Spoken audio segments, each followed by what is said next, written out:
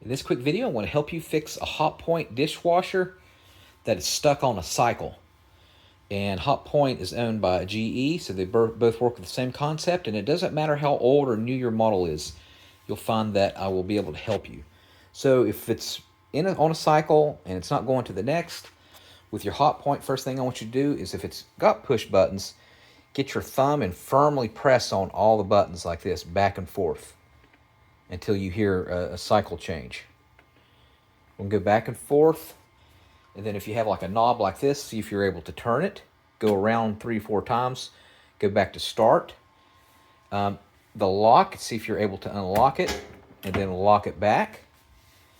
All right, now if you've tried that and it doesn't work, what I want you to do is actually do a hard reset. In order to do a hard reset, the only thing you have to do is go to your breaker box, and we're going to power it down for a good 10 minutes.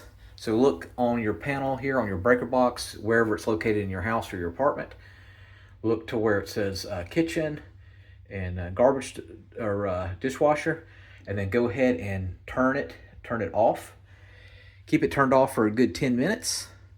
Turn it back on, and that should make it go to the next cycle or restart it.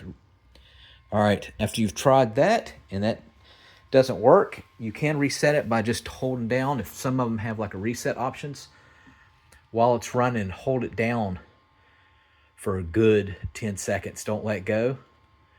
And then at 10 seconds, let go. Some will have like a start where it's not here, but it's here, a start, reset, and then just hold down the start button for a good 10 seconds and then let go. And then finally, last but not least, down here is the kick panel.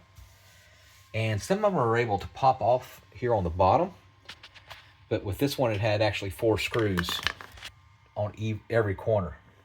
And it took me a little while. This one the top uses a Phillips, and then the bottom had like a little,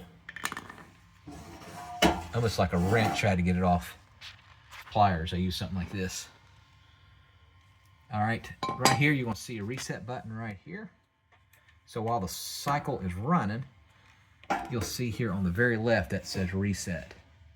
And we're going to hold that down for 5 seconds.